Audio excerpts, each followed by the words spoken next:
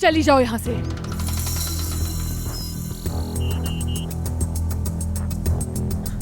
खुदा जाने मेरा बेटा कहाँ होगा। ये इतने सालों बाद कहाँ से आ गई? सादिया को इसके बारे में पता नहीं चलना चाहिए।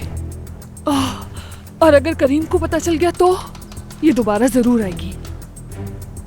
इसने मुझे ढूंढा कैसे?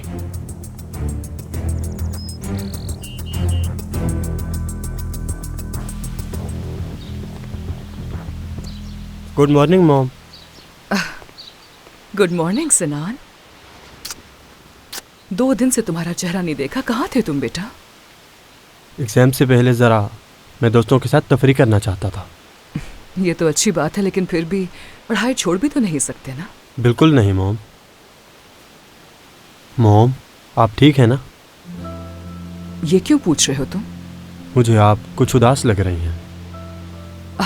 नहीं नहीं, बिल्कुल ठीक हूँ मैं। बस थोड़ी थकन महसूस कर रही हूँ और कुछ नहीं।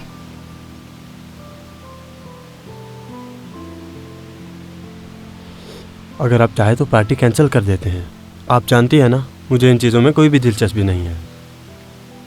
ऐसा हो सकता है क्या?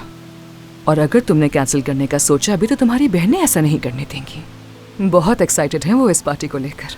ठीक है मॉम, जैसे आप लोगों की मर्जी।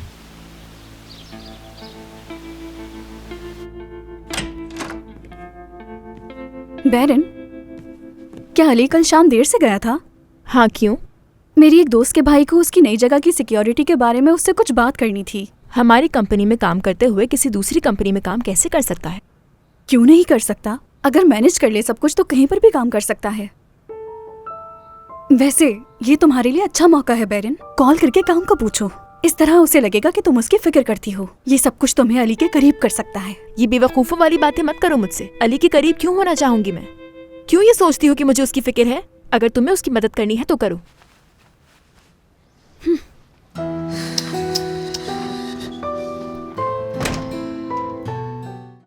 आन रिश्तों की पहचान।